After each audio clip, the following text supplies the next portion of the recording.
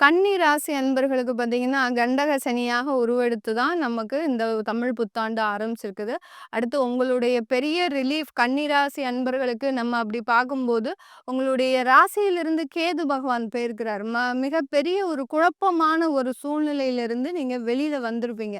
இதுநாள் வரைக்கும் இந்த வேலைக்கு போனா நமக்கு நல்லா இருக்குமா? இல்ல இந்த வேலைக்கு போனா நமக்கு நல்லா இருக்குமான்ற ஒரு குழப்பம் இருந்திருக்கும். அதே சமயம் திருமணம் ஆகியும் நிறைய ஒரு தேவையில்லாத பிரச்சனைகள் 6 மாசத்திலேயே சில பிரச்சனைகள் வந்திருக்கும். நிறைய பேருக்கு திருமண தடைகள்லாம் இருந்திருக்கும்.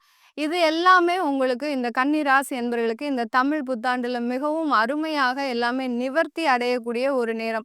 உங்களுடைய தன்னம்பிக்கையும், உங்களுடைய மன உறுதியும் அதிகரிக்கக்கூடிய ஒரு நேரமாக இருக்கும். 10ஆம் இடத்துல இருக்கக்கூடிய குரு பகவான் வேலையில கண்டிப்பா ஒரு இடமாற்றம் செய்ய போறாரு. அந்த இடமாற்றம் தான் உங்களுக்கு அதிகப்படியான உயர்வையும், வாழ்க்கையில அடுத்த தரத்தை நோக்கி பயணிப்பதற்கு உண்டான ஒரு முறையையும் இந்த கன்னிராசி என்பர்களுக்கு இந்த தமிழ் புத்தாண்டு குடுக்க போகுது.